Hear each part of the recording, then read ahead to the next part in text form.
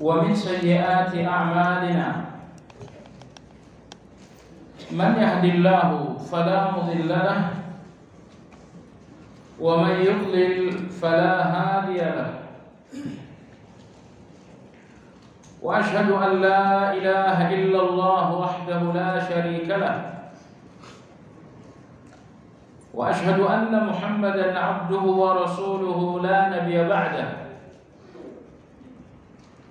اللهم صل وسلم على محمد وعلى آله وأصحابه ومن اتبعهم بإحسان إلى يوم الدين.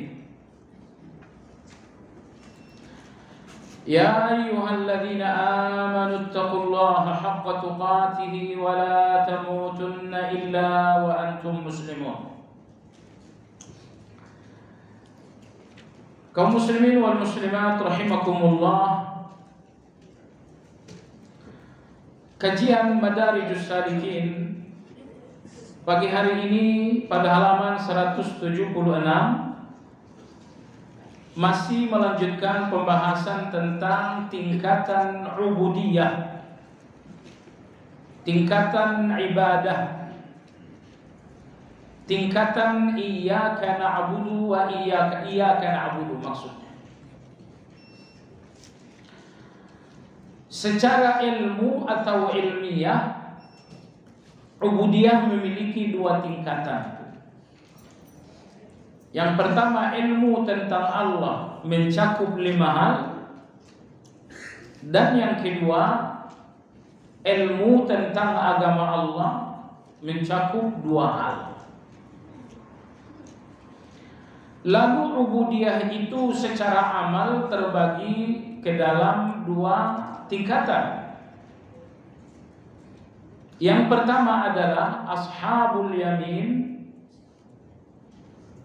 Yang kedua adalah al-muqarrabun atau as-sabiqun as-sabiqun. Dan Allah menjelaskan ini di bagian awal dan bagian akhir surat Al-Waqi'ah.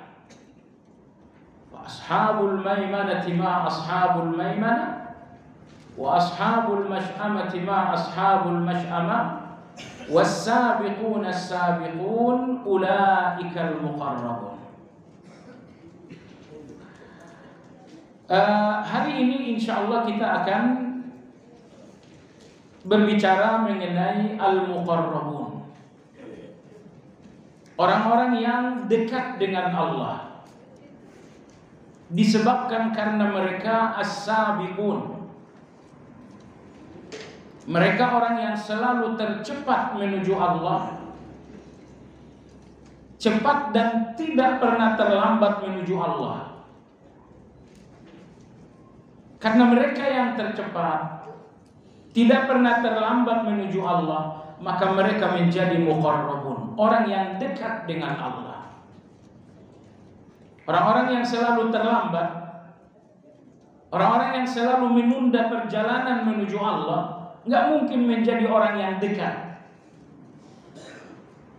Nah, azan subuh misalnya berkumandang jam 4.27, lalu dia baru dapatkan sholat subuh itu di bagian akhir sebelum salam. Dia dapatkan keutamaan jamaah subuh, tapi bagaimanapun dia tidak dapatkan takbiratul ihram. Ini bukan as-sabiqun. Ini bukan orang yang cepat menuju Allah, tapi ini adalah orang yang terlambat. Dia memang berjalan menuju Allah, tapi menunda dan terlambat. Maka dia bukan as-sabiqun, sehingga dia bukan muqarrab. Maka kelompok ketiga as-sabiqun, kelompok kedua as-sabiqun, orang-orang yang paling cepat menuju Allah, orang-orang yang paling cepat dalam ketaatan-ketaatan kepada Allah, sehingga tidak pernah menunda dan membuang-buang waktu. Mereka inilah muqarrabun, orang yang dekat dengan Allah. Karena mereka orang yang sangat dekat dengan Allah, maka mereka inilah yang nantinya diberikan oleh Allah kemuliaan memberi syafaat. Adapun orang-orang yang masih ada jarak dengan Allah, orang-orang yang tidak muqarrabun, mereka tidak diberikan syafaat. Mereka masuk surga sudah. Adapun orang-orang muqarrabun, karena tidak ada lagi jarak dengan Allah, disebabkan karena kedekatan yang sempurna dengan Allah, maka mereka lah yang diberikan oleh Allah kemuliaan syafaat. Memberikan syafaat kepada teman-teman, memberikan syafaat kepada anak-anak, kepada saudara-saudara, kepada handau-tolan. Baik, pertemuan lalu kita udah bahas seperti apa kondisi amal, kondisi ibadah orang-orang ashabul yamin. Yang pertama, mereka menjalankan semua kewajiban. Dan yang kedua, mereka menjauhi segala yang diharamkan. Hanya ini dua jalan ashabul yamin dalam ibadah. Terkadang ibadah mereka menjalankan kewajiban, salat, puasa, zakat, baik kewajiban antara mereka dengan Allah ataupun kewajiban antara mereka dengan manusia. Ini jalan ibadah mereka nomor satu, yaitu menjalankan kewajiban. Kemudian jalan ibadah mereka yang kedua adalah menjauhi yang haram, menjauhi riba, menjauhi ghibah, menjauhi dengki, menjauhi caci maki. Nah, jadi ashabul yamin, ibadah mereka kepada Allah hanya ada dua jalan. Terkadang dalam ibadah mereka berjalan melalui gerbang kewajiban-kewajiban, dan terkadang dalam beribadah mereka berjalan menuju Allah melalui gerbang menjauhi yang haram. Hanya ini dua jalan ashabul yamin dalam beribadah kepada Allah. Tapi apakah ashabul yamin melakukan yang sunnah? Tidak. Kecuali sekali dua kali. Sekali dua kali dan tidak menjadi istiqamah mereka. Apakah ashabul yamin melakukan yang makruh? Jawabannya iya. Baik. Halaman 176. Sedangkan tingkat muqarrabun, orang-orang yang dekat dengan Allah, karena as-sabiqun, sepanjang di dunia menjadi orang yang paling cepat dalam ibadah, tidak pernah menunda-nunda ibadah. Apa kemuliaan mereka? Apa jalan-jalan ibadah mereka? Yang pertama, tentu mereka menunaikan kewajiban-kewajiban, baik kewajiban antara mereka dengan Allah ataupun kewajiban antara mereka dengan manusia. Baik kewajiban-kewajiban yang lahiriah ataupun kewajiban-kewajiban yang batiniah. Anda masih ingat pertemuan lalu kita sampaikan bahwa kewajiban yang paling berat ada dua. Yang pertama, kewajiban antara Anda dengan orang lain, bahwa Anda harus dermawan, nggak boleh kikir, bahwa Anda harus memaafkan, tidak boleh dendam, bahwa Anda harus membantu, tidak boleh berpangku tangan. Ini kewajiban pertama yang sangat berat, kewajiban antar sesama manusia. Kewajiban kedua yang sangat berat adalah kewajiban-kewajiban hati, bahwa Anda harus selalu dalam keadaan ikhlas, bahwa dalam segala kesulitan Anda tawakal kepada Allah Azza wa Jalla. Itu semua kewajiban-kewajiban hati. Berikutnya, ternyata orang-orang muqarrabun juga juga melakukan yang sunnah-sunnah. Mereka melakukan salat sunnah rawatib, mereka melakukan puasa sunnah, mereka melakukan sedekah sunnah. Ini yang kedua, muqarrabun, beribadah kepada Allah dengan kewajiban. Yang kedua dengan yang sunnah. Berikutnya mereka juga meninggalkan yang haram dan yang makruh. Yang haram mereka tinggalkan, bahkan yang makruh juga ditinggalkan. Baik. Ini jalan yang ketiga dan keempat. Berikutnya al-muqarrabun, ubudiyah mereka yang kelima adalah zuhud terhadap sesuatu yang tidak memberi manfaat untuk akhirat nanti. Zuhud. Yang dimaksud dengan zuhud, meninggalkan segala yang tidak menjadi manfaat di akhirat. Apapun yang tidak jadi keuntungan di akhirat, apapun yang tidak bernilai ibadah dan pahala, Anda tidak akan menemukan muqarrabun sibuk dengan hal itu.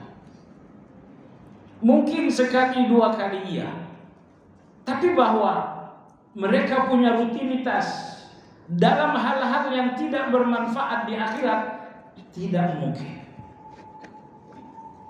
Karena ubudiyah muqarrabun yang kelima adalah zuhud. Definisi zuhud kata Syekhul Islam itu yang dikutip Ibnu Qayyim di sini, zuhud itu adalah meninggalkan apapun yang tidak menjadi keuntungan di akhirat. Ngobrol dengan kawan, mungkin kalau cuma 3 menit, itu satu keharusan. Kalau sampai sekali Anda nggak ngobrol dengan kawan, itu pun sombong namanya. Tapi bahwa Anda ngobrol sampai tengah malam, sampai nambah kopi 5 gelas, cuma sekali ini berlebihan. Semua yang berlebihan itu, walaupun tidak haram, tapi pasti bukan manfaat. Sehingga Syekhul Islam Imam Ibnu Qayyim rahimahullah mengatakan, semua yang berlebihan itu adalah racun hati. Itu racun hati. Apa saja yang berlebihan itu? Yang pertama, fudulul kalam, berlebihan dalam berbicara. Apakah berlebihan dari segi waktu ataukah berlebihan dari segi cara? Berlebihan secara waktu, bicara ngobrol sampai tengah malam. Berlebihan secara cara, misalnya bercanda berlebihan. Ini orang tua diajak bercanda juga, padahal orang tua mestinya dihormati. Anda bicara tapi caranya berlebihan. Bercanda itu sunnah jamaah sekalian. Orang-orang yang gak mau bercanda itu takabur. Hadis riwayat Imam Muslim dari Abbas, paman Rasulullah SAW, beliau mengatakan, kana Rasulullah SAW yamzah, fakana sunnatan. Rasulullah SAW bercanda dengan para sahabat, bercanda dengan istri-istrinya, bercanda dengan anak-anak kecil, sehingga jadilah canda itu sunnah. Tapi kalau berlebihan tentu tidak. Ini nomor satu. Berlebihan yang pertama adalah berlebihan dalam berbicara. Berlebihan kedua adalah berlebihan makan dan minum. Berlebihan makan dan minum, tidak pernah ada puasa sunnah, ataupun berlebihan dari segi takaran makan dan minumnya sampai tambu 5, tambu 11. Jamaah sekalian, orang yang berlebihan makan akan berlebihan minum. Dan kalau orang lebih banyak minum, otaknya lembab. Kalau otaknya lembab, mudah ngantuk. Ini dikatakan Imam Ghazali. Kenapa nggak boleh makan terlalu banyak? Agar nggak masuk cairan terlalu banyak. Kalau banyak cairan terlalu banyak dalam perut seseorang, maka otaknya lembab. Dan itu memudahkannya untuk ngantuk. Ngantuk membuatnya malas. Kalau malas, itu penyakit yang menghilangkan banyak kebaikan. Kenapa nggak sholat? Kenapa nggak baca Quran? Kenapa nggak sholat malam? Jawabannya malas. Kenapa malas? Malas itu penyakit orang-orang yang otaknya lembab. Disebabkan karena perut terlalu banyak cairan. Berikutnya, kenapa tidak boleh makan berlebihan? Makan berlebihan itu mengakibatkan hormon berlebihan juga, sehingga syahwat akan berlebihan juga. Maka anak-anak muda yang makan terus, syahwatnya bertambah, sementara belum mampu menikah, kata Nabi SAW, berpuasalah. Dengan puasa, asupan hormon berkurang, sehingga syahwatnya menjadi berkurang juga. Ini nomor 2, berlebihan makan. Nomor 3 adalah fudulul mukhalatah, berlebihan bergaul. Bergaul dengan semua orang. Tidak. Anda baik dengan semua orang, tapi bergaul cukup dengan orang tertentu. Bedakan antara muasyarah dengan mukhalatah. Saya lihat kawan-kawan ngaji nggak membedakan muasyarah dengan mukhalatah. Muasyarah itu bergaul secara umum.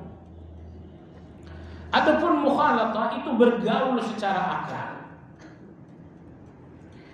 Berikan pergaulanmu kepada semua orang, tapi cukup berikan kedekatanmu kepada orang-orang yang saleh.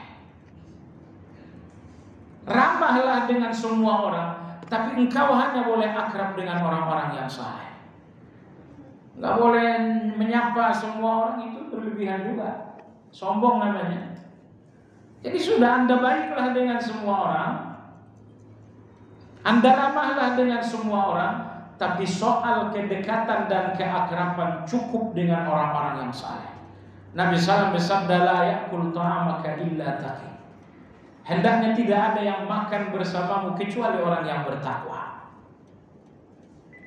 Baik jemaah sekalian yang saya hormati.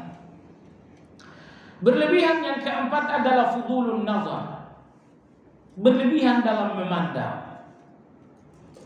Berlebihan dalam memandang.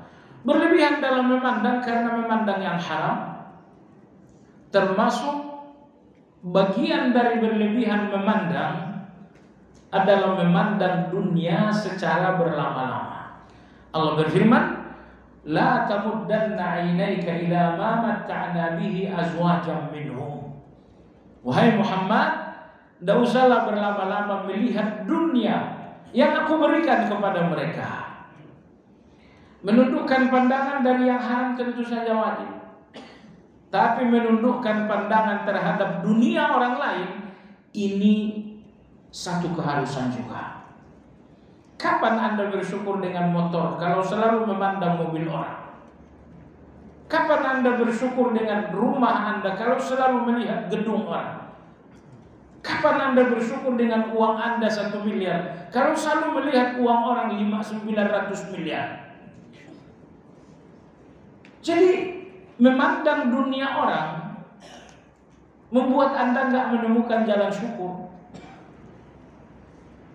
Baik jemaah sekalian yang saya hormati, inilah 4 hal berlebihan. Berlebihan makan, berlebihan bicara, berlebihan bergaul, berlebihan memandang. Meninggalkan 4 yang berlebihan ini adalah bagian dari zuhud. Karena zuhud, kata Imam Ibn Taimiyah rahimahullah, meninggalkan apapun yang tidak bermanfaat di akhirat. Apa saja itu? Antara lain 4 hal yang berlebihan ini. Baik jemaah sekalian, ini ibadah muqarrabun yang ke zuhud. Yang kelima, yang pertama tadi melakukan kewajiban, yang kedua melakukan yang sunnah, yang ketiga menjauhi yang haram, yang keempat meninggalkan yang makruh, yang kelima adalah zuhud, meninggalkan hal-hal yang tidak bermanfaat. Kemudian ibadah mereka yang keenam adalah tawarru' alias wara. Apa itu wara? Wara itu meninggalkan hal-hal yang berpotensi keburukan. Meninggalkan hal-hal yang berpotensi keburukan. Nonton TV tentu saja hukum dasarnya boleh, tapi potensi dosanya sangat besar.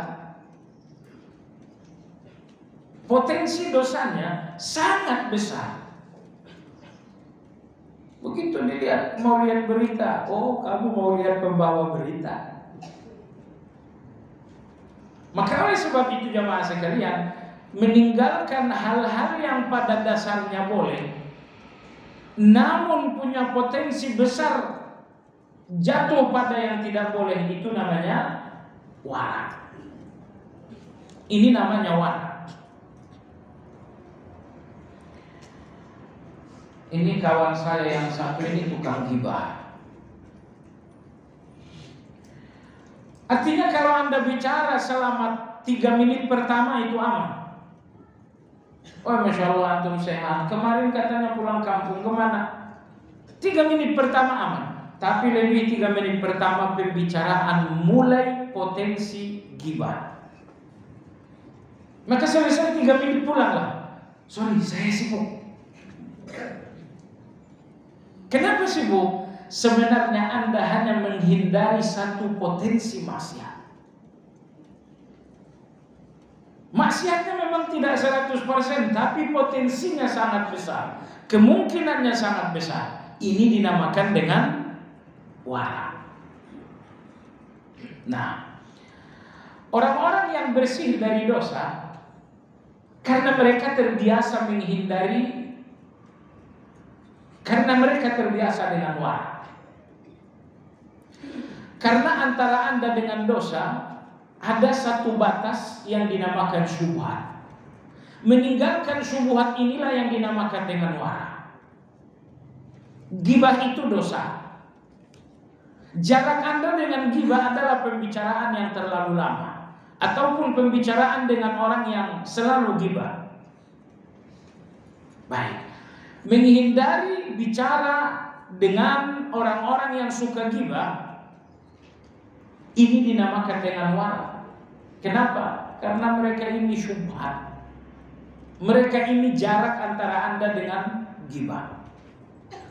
Jadi jamaah sekalian, meninggalkan dosa sangat mudah bagi orang yang terbiasa dengan wara. Tapi orang-orang yang menyepelekan sikap-sikap wara akan mudah jatuh kepada dosa. Saya kira keluhan kita sama-sama mudah jatuh kepada dosa.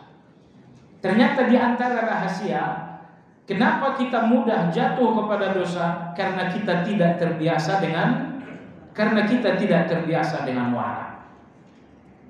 Baik jamaah sekalian, saya lihat dalam kitab Ihya Ulumuddin Imam Ghazali rahimahullah, saat beliau berbicara tentang khauf, rasa takut,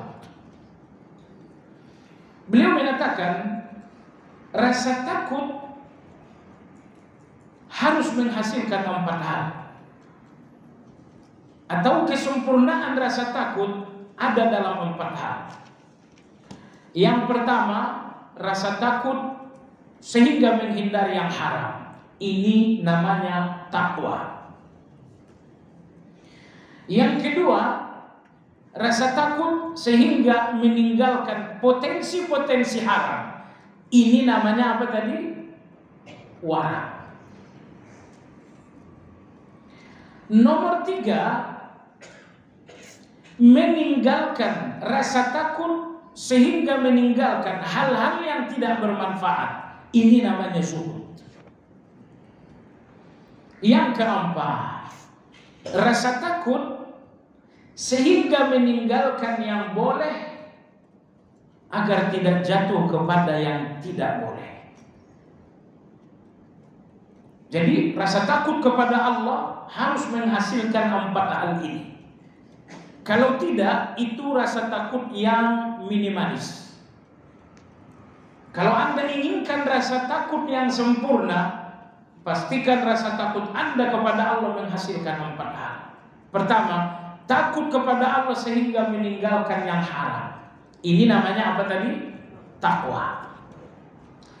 Nomor 2, takut kepada Allah sehingga meninggalkan segala yang berpotensi haram. Ini namanya wara. Nomor 3, rasa takut kepada Allah sehingga Anda meninggalkan segala yang tidak bermanfaat. Ini namanya zuhud. Lalu yang keempat, rasa takut kepada Allah sehingga Anda tinggalkan yang boleh agar terhindar dari yang tidak boleh. Sekarang udah jam berapa? Oh, jam 12 kurang seperempat. Jam setengah 12. Zuhur jam 12 kurang seperempat. Artinya seperempat jam lagi menjelang zuhur, betul? Saya ngantuk sekali. Tidurlah saya 10 menit jelang asar. Itu tidur yang boleh atau haram? Boleh. Tapi kemungkinan Anda akan jatuh pada yang tidak boleh. Anda lakukan yang boleh, tapi sangat berpotensi Anda jatuh pada yang tidak boleh. 10 menit jelang zuhur Anda tidur, sehingga begitu azan berkumandang hanya kedengaran hayya 'alal falah. Bagian awal tidak. Sementara mengumpulkan nyawa untuk hidup secara sempurna Anda butuh 2 menit. Ujung-ujungnya apa? Ujung-ujungnya terlambat salat jamaah. Ada apa ini? Tidak, atau Anda ceroboh melakukan sesuatu yang boleh, akhirnya jatuh kepada yang nggak boleh. Artinya Anda tidak berhitung. Tidur menjelang zuhur, ya kalau tidur menjelang zuhur jam 11 itu sih aman. Tapi kalau tidur menjelang zuhur 5 menit, 10 menit, seperempat jam, ini Anda nggak berhitung. Tidur seperempat jam menjelang zuhur, yang pertama kali korban adalah Anda akan korban qabliyah zuhur. Korban yang kedua, takbiratul ihram. Nah, maka oleh sebab itu tidur 10 seperempat jam sebelum zuhur hukumnya boleh. Tapi dikhawatirkan Anda akan jatuh kepada yang tidak boleh. Nah, ini yang terakhir ini namanya apa tadi? Ini dinamakan dengan as-sidiq. Ini dinamakan dengan as-sidiq. Jadi inilah 3 atau 4 tingkatan takut. Takut yang menghasilkan takwa, takut yang menghasilkan wara, takut yang menghasilkan zuhud, takut yang menghasilkan sidik. Sidik itu kejujuran dengan Allah. Baik. Kembali pada halaman 176, maka Imam Ibnu Qayyim rahimahullah mengatakan inilah 6 ibadah muqarrabun as-sabiqun. Melakukan yang wajib, melakukan yang sunnah, meninggalkan yang haram, meninggalkan yang makruh, zuhud alias meninggalkan yang tidak bermanfaat, wara alias meninggalkan segala potensi-potensi dosa. Halaman 177, bahkan ada satu ibadah yang sangat istimewa dari muqarrabun. Apa itu? Sedang golongan khusus di antara muqarrabun, mereka mengubah hal-hal yang mubah sebagai sarana ketaatan dan pendekatan kepada Allah dengan niat mereka. Ini dia ibadah ketujuh orang-orang muqarrabun, mengubah yang tidak bernilai ibadah menjadi bernilai ibadah, mengubah yang mubah menjadi ibadah. Contoh, Anda olahraga, itu tentu mubah. Itu mubah. Apakah ada nilai pahala dan ibadahnya? Tidak ada. Orang-orang muqarrabun, apapun yang tidak bernilai ibadah adalah sampah. Sibuk dalam hal-hal yang tidak bernilai ibadah adalah kelalaian. Olahraga tidak ada nilai ibadahnya, maka Anda sibuk dengan yang tidak bernilai ibadah ini. Kesibukan ini dinamakan lalai. Apa yang mereka lakukan? Yang mereka lakukan adalah meluruskan niat dalam hal-hal yang mubah, sehingga semua hal yang mubah itu memiliki nilai pahala. Kamu kenapa olahraga? Ya, supaya encok asam urat sembuh, nanti sholat malam lebih segar. Coba lihat, ternyata sholat malam ini, ternyata olahraga ini modal dan kekuatan dia untuk sholat malam. Dia niatkan seperti itu. Maka olahraga yang aslinya tidak bernilai pahala menjadi nilai pahala dengan niat yang lurus. Cuma ada konsekuensinya. Konsekuensinya apa? Karena olahraga bertujuan untuk membantu dan menguatkan salat malam. Kalau begitu olahraganya sesuai syariat juga. Janganlah olahraga dengan celana yang pendek. Janganlah olahraga di waktu-waktu salat. Janganlah olahraga diiringi dengan musik-musik. Kadang-kadang di lapangan masjid, Masya Allah, lapangan masjid loh, bapak, ibu nyatu olahraga bareng-bareng. Ibu-ibu di depan, bapak-bapak di belakang. Mana ada baju olahraga pakai gamis? Baju olahraga itu pasti ketat. Ini bukan olahraga untuk tahajud. Ini olahraga untuk menghilangkan tahajud. Niat Anda karena Allah itu imitasi. Oh, ini karena Allah. Tidak, itu palsu. Karena niat karena Allah itu tidak menemukan bukti karena Allah dalam praktek. Prakteknya kamu maksiat. Jadi jemaah sekalian, hindari saja, kan banyak cara olahraga. Jalan sehat kita ke Harvest, nggak perlu siapa-siapa. Nggak perlu olahraga senam rame-rame itu. Atau misalnya Anda pergi renang sewaktu nggak ada lawan jenis, nah, itu baru namanya olahraga yang bertujuan tahajud. Nah, ini ibadah muqarrabun yang ketujuh. Bagaimana agar semua yang mubah menjadi ibadah? Kenapa? Karena yang mubah tidak memiliki nilai ibadah. Itu kalau Anda larut dalam hal seperti itu, kelalaian namanya. Semua yang tidak bernilai ibadah itu sampah, itu kelalaian. Maka orang-orang yang as-sabiqun al-awwalun, as-sabiqun as-sabiqun, orang-orang al-muqarrabun, tidak ada lagi yang mubah tanpa nilai. Semua yang mubah menjadi ibadah dengan niat yang lurus dan dengan praktek yang lurus. Niat lurus, praktek menyimpang, itu batal niat lurusnya.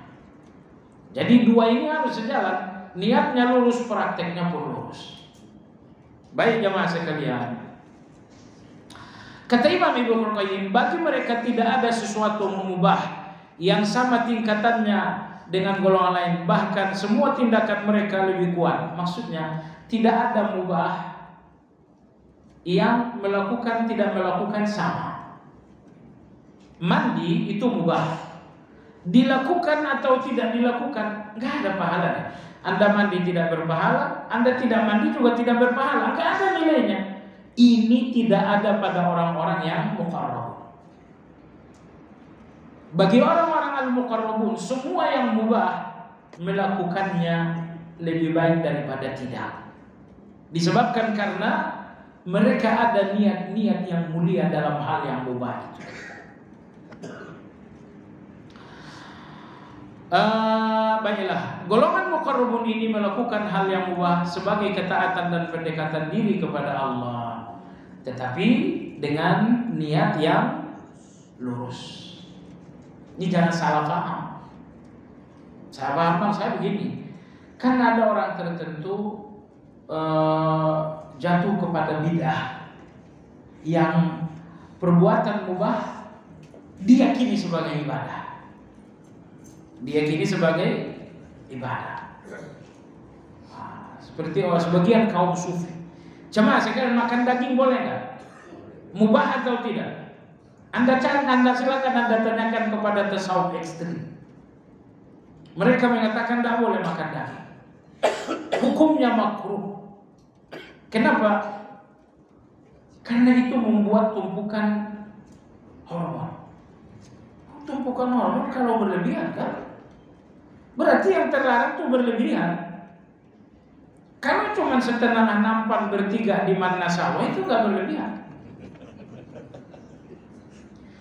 Tapi maksud saya adalah sebagian kaum tasawuf ekstrim menjadikan yang mubah sebagai ibadah bukan karena niatnya.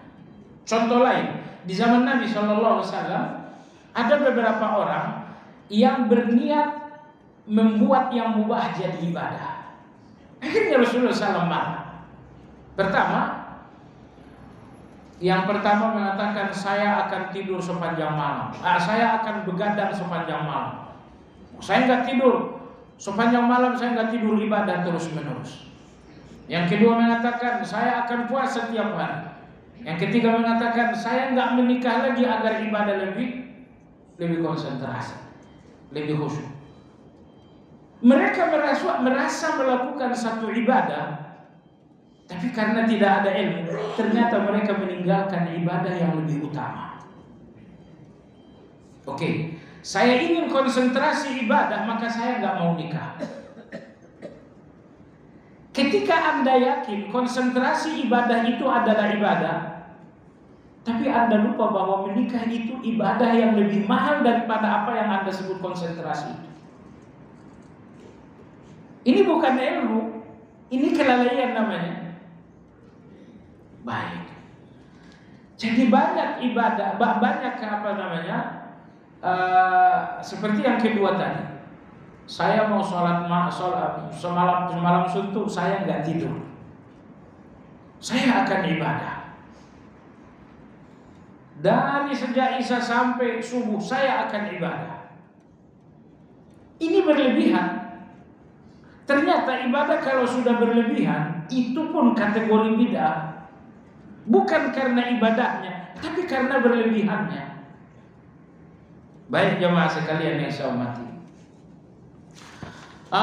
Itulah akhir dari pembahasan mengenai tingkatan ubudiyah secara ilmu dan secara amal. Ini baru setengah 6. Syuruk jam berapa? 6.40, masih kurang. Kita lanjutkan dikit lagi. Belum ngantuk kan? Jam 10 nanti kita ngantuk. Halaman 179. Pilar-pilar ubudiyah. Imam Ibnu Qayyim mengatakan bahwa pilar-pilar ubudiyah itu ada 15. Ya, beliau mengatakan orbit ubudiyah berputar pada 15 pilar. Barang siapa yang menyempurnakannya maka sempurnalah tingkatan-tingkatan ubudiyahnya. Apa itu 15 pilar? Beliau mengatakan bahwa ubudiyah terbagi 3. Ubudiyah hati, lisan dan anggota badan. Ini nomor 1. Ada ibadah hati, ada ibadah lisan, kemudian ada ibadah perbuatan. Baik. Lalu beliau mengatakan ketiga hal ini kembali kepada 5 hukum dalam Islam. 5 hukum dalam Islam: wajib, sunnah, haram, makruh, mubah. Ini 5 hukum. Kalau 5 hukum ini dikembalikan kepada 3 ibadah tadi, 3 kali 5 berarti 15. Ada kewajiban-kewajiban hati, ada yang sunnah bagi hati, ada yang haram bagi hati, ada yang makruh bagi hati, ada yang mubah bagi hati. Itu 5. Ada yang wajib bagi lisan, ada yang sunnah bagi lisan, ada yang haram bagi lisan, ada yang makruh bagi lisan, ada yang mubah bagi lisan. Itu 5, 10. Perbuatan, ada yang wajib dalam perbuatan tubuh, ada yang sunnah, ada yang haram, ada yang makruh, ada yang mubah. Jadi total semuanya adalah 15. 5 untuk hati, 5 untuk lisan, 5 untuk perbuatan. Kata Imam Ibnu Qayyim rahimahullah taala, ibadah itu berkisar antara 15 hal itu. Baik. Kewajiban hati. Beliau mengatakan kewajiban hati ada yang disepakati, ada yang tak disepakati. Kewajiban hati ada yang disepakati seperti wajibnya ikhlas. Ikhlas itu ibadah hati yang hukumnya wajib. Yang kedua, tawakal. Tawakal itu pun ibadah hati yang hukumnya wajib. Yang ketiga, cinta kepada Allah. Mencintai Allah itu pun ibadah hati yang hukumnya wajib. Kemudian pembenaran yang mantap, artinya yakin. At-tasdiqul jazim. Pembenaran yang mantap artinya yakin yang tiada ragu sedikit pun. Nah, saya kira di sini masalah besar kita semua. Bahwa yakin kita kepada Allah sesungguhnya bukan yakin. Anda dalam keadaan susah, ya. Allah berfirman, fa inna ma'al usri yusra. Enggak tahu deh, udah 2 tahun saya nganggur. Fa inna ma'al usri yusra belum datang juga. Nah, seringkali Allah tunda janji-janjinya, lalu kita pun ragu dengan penundaan itu. Gak ada janji Allah yang batal. Cuman banyak janji Allah yang ditunda. Cuman hati yang lemah ini, begitu Allah tunda janjinya, penundaan ini membuat hati ini menjadi ragu. Janji Allah apabila seorang telah berdoa dikabulkan. Ud'uuni astajib lakum. Tapi sudah berdoa setahun, Allah belum kasih juga, akhirnya dia pun ragu. Ragu apa? Ragu karena Allah menunda.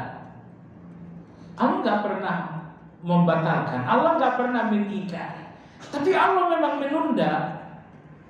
Nah, cuma begitu Allah menunda janji, kita pun salah faham. Allah menunda, akhirnya saya ragu. Padahal Allah nggak mengingkari, Allah nggak membatalkan, Allah hanya menunda saja. Maka di sini di antara ibadah hati yang sangat wajib adalah yakin. Di sini beliau mengatakan pembenaran yang mantap, maksudnya adalah yakin. Kemudian berikutnya adalah ibadah hati yang wajib adalah niat dalam ibadah. Ingat, niat dan ikhlas 2 hal yang berbeda. Niat beribadah dan ikhlas dalam beribadah 2 hal yang berbeda. Sederhananya begini.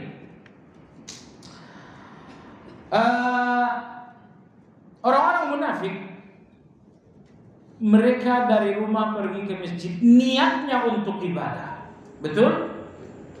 Tapi ternyata mereka tidak ikhlas. Mereka berniat tapi mereka tidak ikhlas. Sehingga antara niat dengan ikhlas 2 hal yang berbeda. Meniatkan kebaikan wajib. Ikhlas dalam niat kewajiban itu wajib juga. Nanti akan ada penjelasan beliau rahimahullah ta'ala. Dan niat dalam ibadah, semua ini merupakan tambahan terhadap ikhlas. Jadi niat itu lebih dari sekedar ikhlas. Anda jangan salah paham niat itu ikhlas, ikhlas itu niat, enggak. Niat itu artinya merencanakan dengan matang satu kebaikan. Pokoknya saya harus umrah. Kamu main-main apa ini, tabungan sudah 20 juta. Oh, Anda sudah berniat. Nah, setelah berniat masih ada satu tahap lagi, satu langkah lagi, yaitu karena Allah. Jadi meniatkan kewajiban hukumnya wajib, dan ikhlas di dalam niat itu pun satu kewajiban juga. Baik, maka Imam Ibnu Qayyim di sini mengatakan ikhlas dalam niat adalah lebih dari sekedar niat. Karena ikhlas adalah mengesahkan zat yang diibadahi tanpa lainnya. Niat ibadah memiliki 3 tingkatan. Yang pertama, membedakan ibadah dari adat. Kenapa berniat? Agar beda antara ibadah yang bukan ibadah. Anda mandi itu boleh jadi kebiasaan, tapi boleh jadi ibadah. Anda mandi hari Jumat, mandi biasa atau mandi ibadah? Apa yang membedakannya? Niat. Ini nomor 1. Yang kedua, untuk membedakan tingkatan ibadah. Kenapa Anda perlu niat? Untuk membedakan tingkatan ibadah. Aku sholat zuhur wajib, aku sholat qabliyah sunnah. Maka fungsi niat yang pertama membedakan ibadah dan yang bukan ibadah. Fungsi niat yang kedua membedakan tingkatan ibadah yang wajib atau yang sunnah. Yang ketiga, bagian ini adalah wajib, umat pun telah sebut. Yang ketiga enggak disebut di sini. Sebentar. Apa tingkatan niat yang ketiga?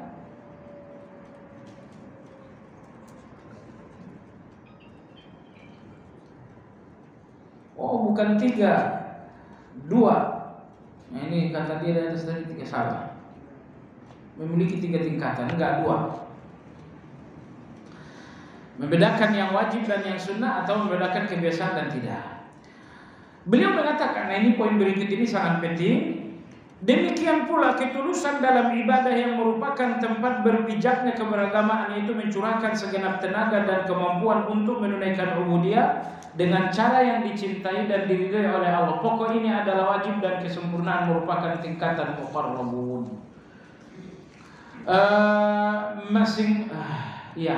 Sebetulnya di sini beliau ingin menjelaskan antara sidik dengan ikhlas. Sidik dengan ikhlas. Ini mungkin bagian akhir dari pembahasan kita. Ada orang yang ikhlas, ada orang yang jujur, sidik. Itu dua-duanya ibadah hati yang berbeda. Kalau Anda lanjutkan membaca itu akan ada pembahasan, tapi saya ringkas saja. Yang dimaksud dengan ikhlas, beribadah karena Allah. Yang dimaksud dengan sidik atau siddiq, beribadah dengan Allah. Yang pertama beribadah karena Allah, yang kedua beribadah dengan Allah. Orang yang beribadah karena Allah dinamakan mukhlis. Dan orang yang beribadah dengan Allah dinamakan dengan mukhlas. Allah berfirman, "Kadzalika linasrifa 'anhu as-su'a wal fahsya, innahu min ibadina al-mukhlasin." Surat Yusuf. Dalam surat Al-Bayyinah, "Wa ma umiru illa liya'budullaha mukhlisin." Jadi ada mukhlisin, mereka orang-orang yang beribadah karena Allah. Ada mukhlasin, mereka orang-orang yang beribadah dengan Allah. Apa maksudnya itu? Beribadah karena Allah artinya tujuan. Ibadah ini tujuannya Allah. Adapun as-siddiq itu sarana. Jadi begini. Saya sholat tahajud. Oh, itu karena saya orang saleh. Wah, itu Anda beribadah dengan diri Anda, bukan dengan Allah. Karena Anda masih melihat diri Anda dalam ibadah. Saya puasa karena saya ahli ibadah. Saya banyak baca Quran karena saya ahli zikir. Ya, saya istiqomah zikir pagi petang karena memang saya komitmen dengan sunnah. Anda masih melihat diri Anda dalam ibadah itu? Ini namanya ibadah dengan diri Anda. Padahal mestinya Anda beribadah dengan Allah. Kamu salat malam, ini dengan kebaikan Allah, bukan dengan kesalehan saya. Kamu puasa sunnah, ini karena Allah membantu, bukan karena saya orang yang saleh. Kamu zikir pagi, Allah yang membantu saya, bukan karena saya orang yang komitmen dengan sunnah.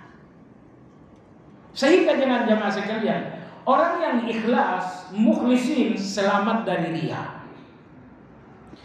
Orang-orang yang siddiq, mukhlasin, selamat dari ujub. Ini dua malapetaka dalam amal.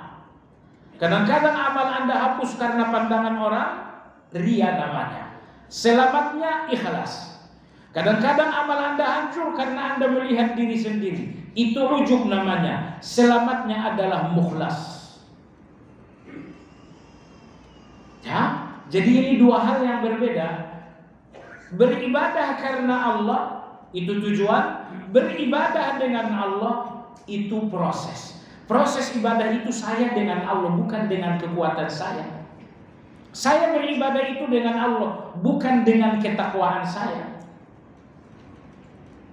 Nah, jadi oleh sebab itu, orang yang masih melihat pandangan manusia dalam ibadah, ikhlasnya rusak. Dia bukan mukhlis. Dan orang yang masih melihat kekuatan dirinya, kesolehan dirinya dalam ibadah, ini ujub. Disebabkan karena tidak siddiq. Jadi orang yang ikhlas beribadah sehingga tidak melihat pandangan orang. Orang yang siddiq beribadah sehingga tidak melihat pandangan diri sendiri.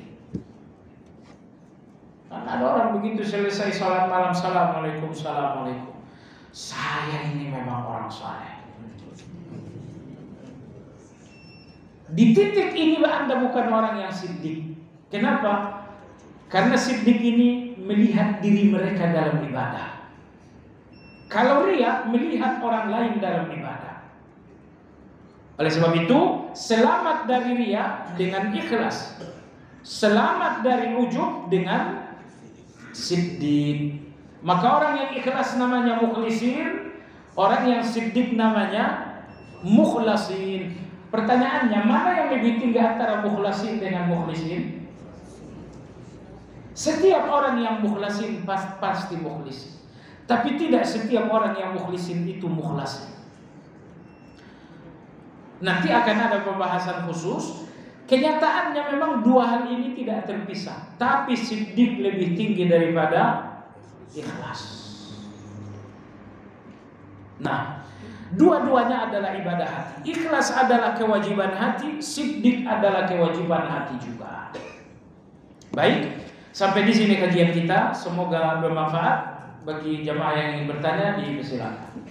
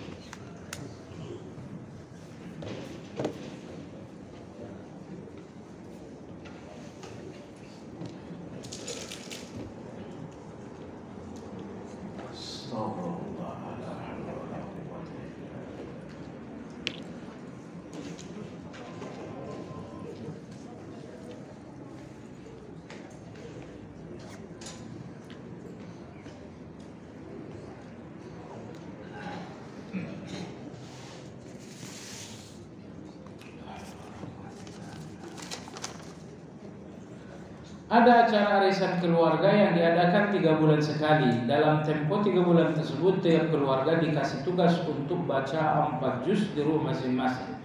Pada saat arisan kemudian katanya acara khatam Quran. Hal tersebut bagaimana hukumnya?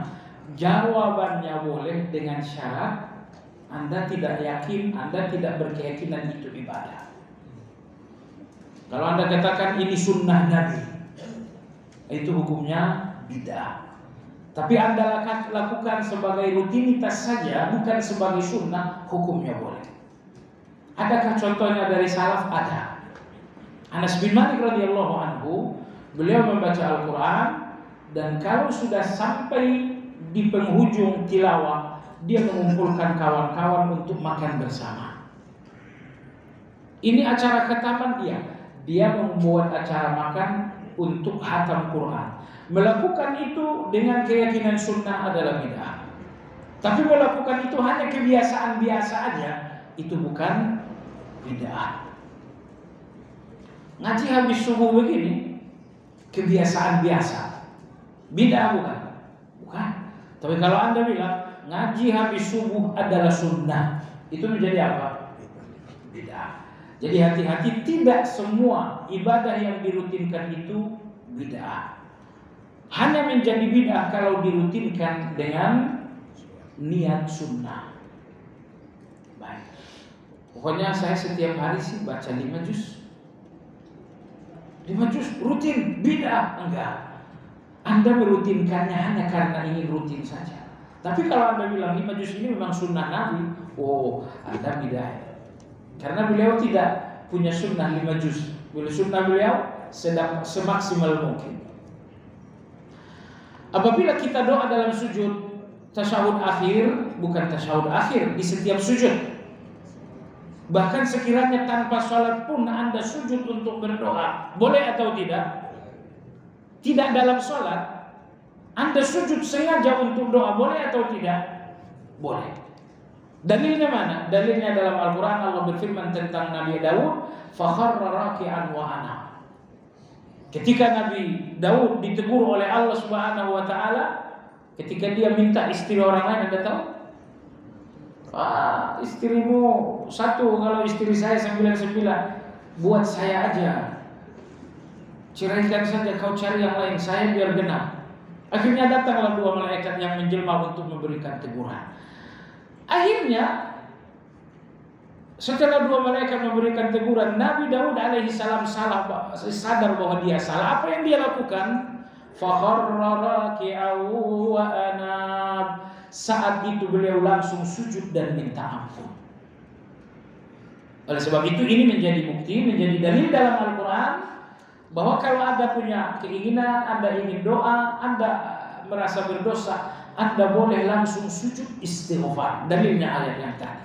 Dalil yang kedua ini memiliki kelemahan, tapi didukung oleh dalil yang pertama. Dalil yang kedua, riwayat Imam Baihaqi dari Ali bin Abi Thalib. Hadis ini diriwayatkan Imam Tirmidzi, didhaifkan sebagian ulama, tapi dihasankan oleh Imam Al-Haythami.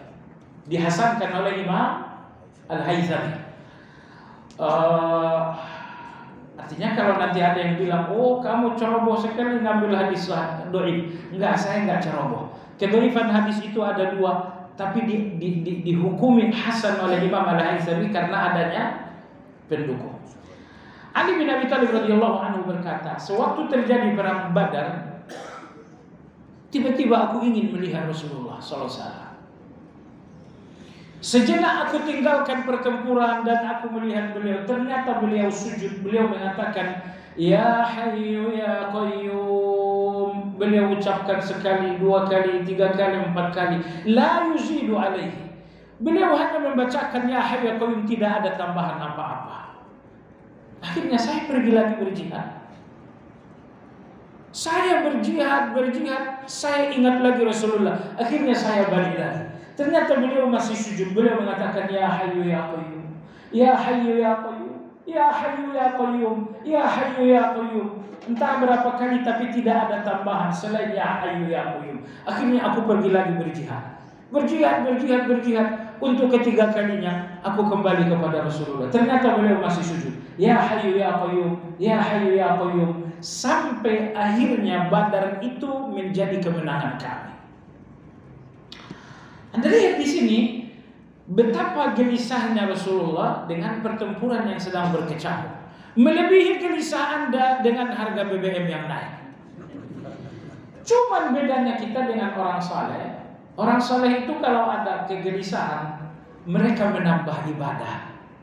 Anda kalau gelisah, mengurangi ibadah. Setuju tidak? Bagi banyak orang banyak. Sholat malam, nggak tahu ya, saya kan gelisah begini sholat malam jadi malas. Nah, makanya kesusahan Anda makin semakin susah. Udah jemaah sekalian, BBM udah naik, iya. Kamu gelisah, iya. Sholat malam nambah nggak? Enggak. Oh, kamu bakal semakin terpuruk sudah. Jadi ingat Rasulullah SAW nih, beliau gelisah dengan pertempuran Badar yang sedang berkecamuk. Pertempuran pertama, kalau sampai ini kalah, ini kekalahan buat Islam, bukan sekedar kekalahan untuk para sahabat. Apa yang beliau lakukan dengan kegelisahan itu? Dia sujud kepada Allah, ya Hayyu ya Qayyum, ya Hayyu ya Qayyum, ya Hayyu ya Qayyum. Nah, ini sunnah tidak? Sunnah. Riwayat Ali oleh Imam Tirmidzi.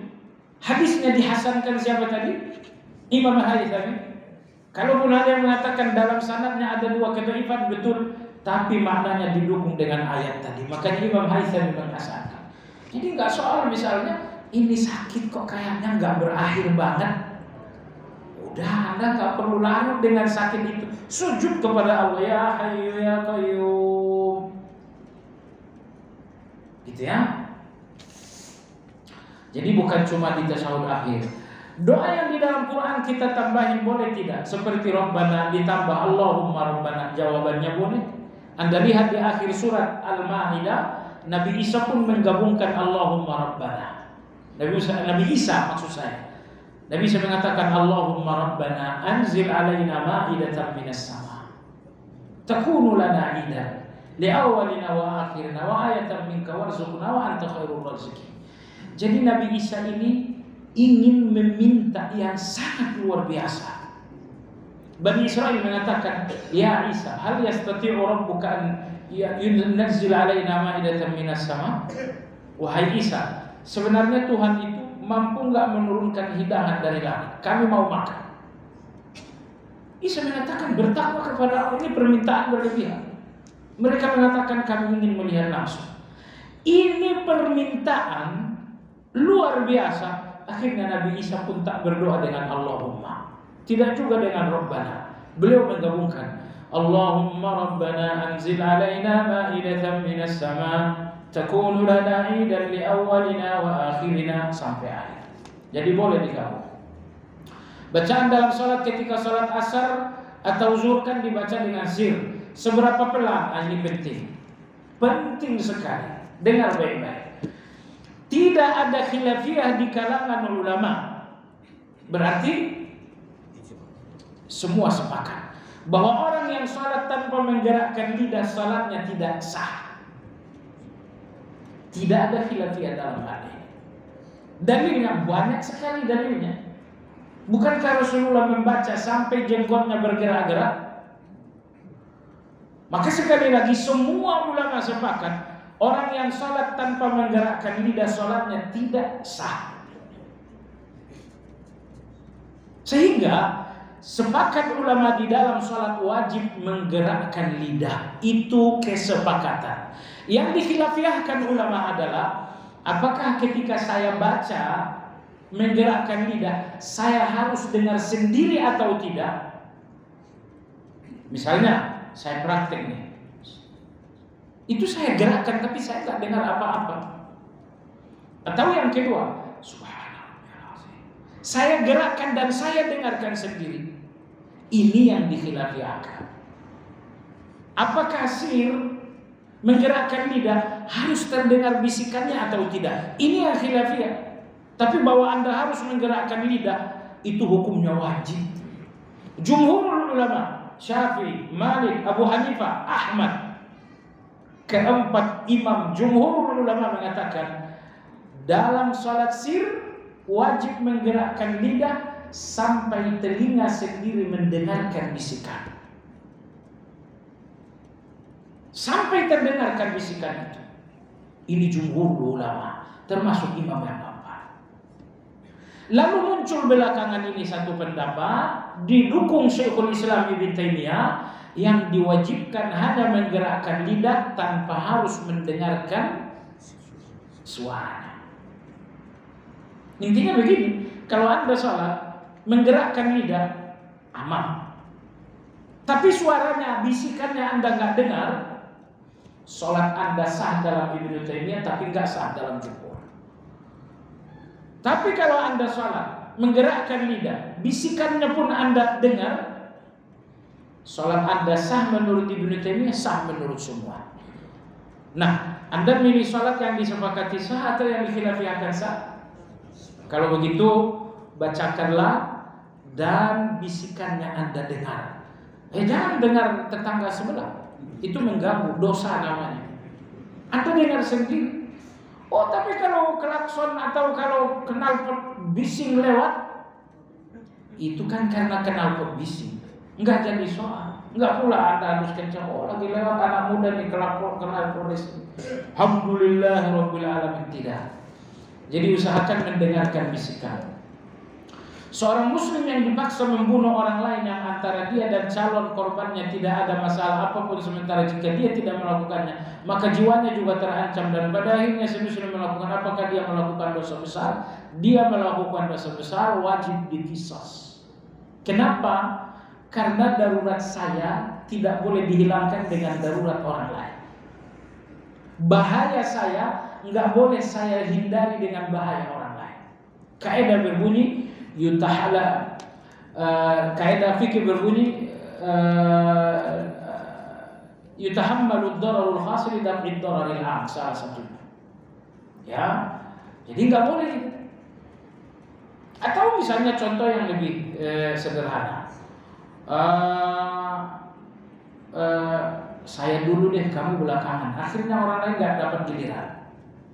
Itu artinya Anda menghindari darurat Anda, tapi menjadi darurat bagi orang lain, hukumnya haram, dosa. Walaupun dia dipaksa melakukan pembunuhan itu. Tadi dijelaskan bahwa orang yang tidak suka bercanda maka dihukumi takabur, tidak suka bercanda yang wajar. Kalau bercanda yang tidak wajar memang harus dijauhi.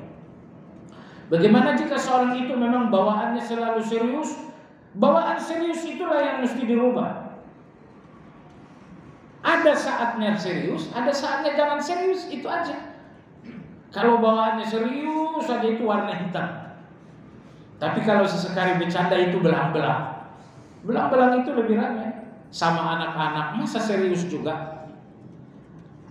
Ya, jadi sudah, bawaannya serius dirubah, harus sesekali bercanda. Seorang yang berzikir hanya dalam hati, tidak qomat kamit dengan lisan, apakah sah? Jawabannya sah.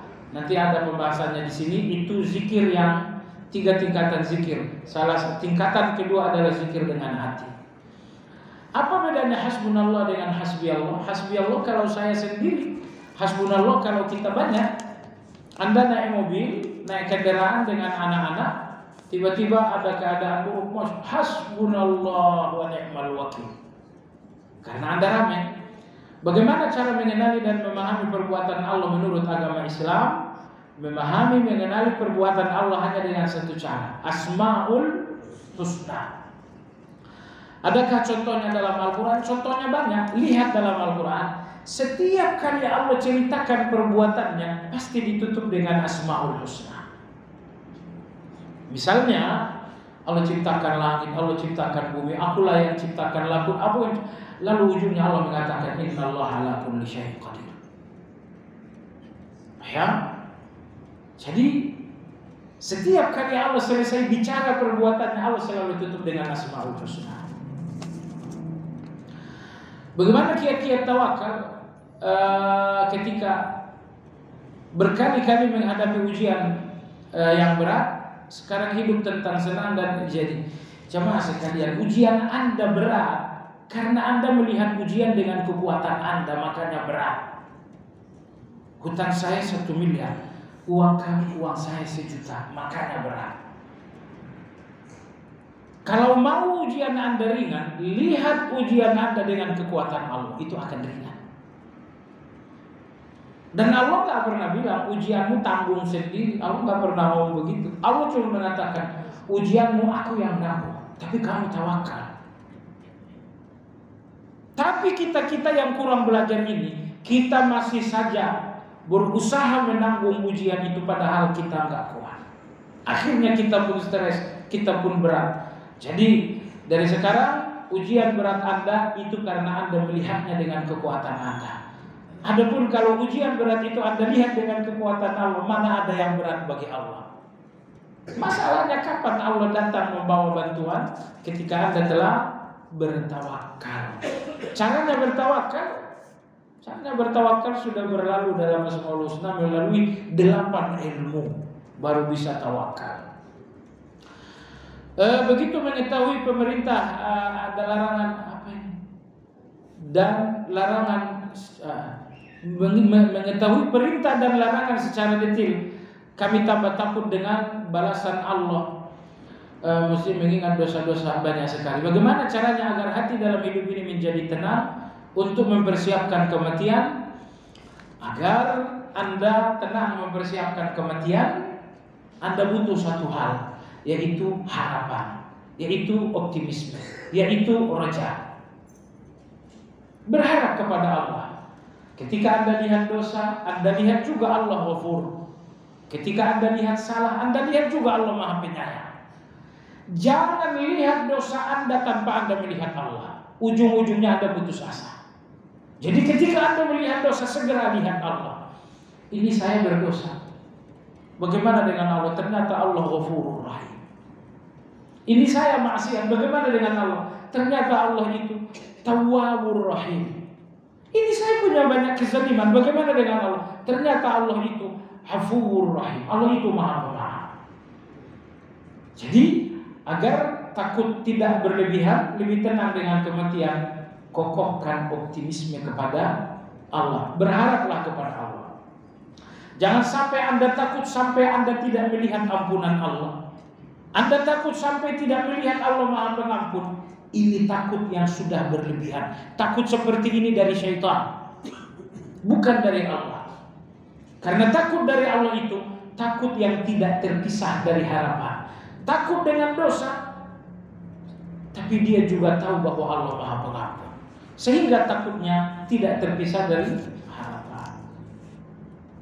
Seorang ibu rumah tangga ingin mempertahankan keluarganya walaupun suaminya ingin menceraikannya oleh karena sudah mempunyai anak. Bagaimana nasihat terhadap suaminya agar tidak semena-mena memperlakukan istri dan anak-anak, serta lebih memperhatikan keluarga dibanding terhadap orang tuanya?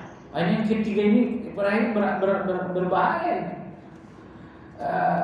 Lebih memperhatikan keluarga dibanding orang tuanya, ini pertanyaan berbahaya.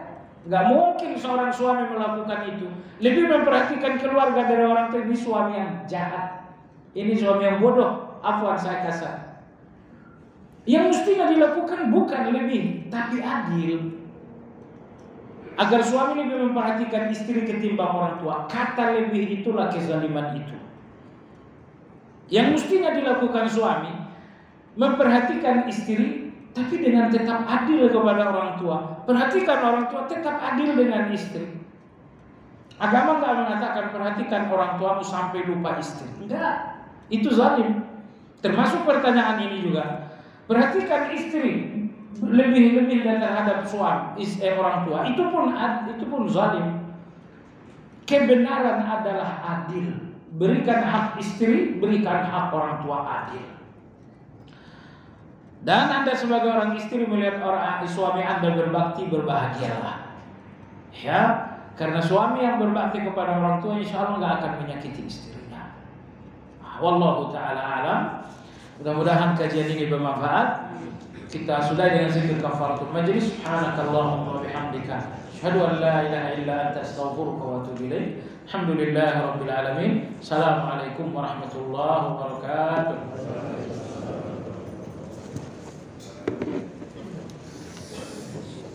Waalaikumsalam warahmatullahi wabarakatuh. Alhamdulillah. Dapat kiriman asal saya ini. Masyaallah. Ahad. Insyaallah.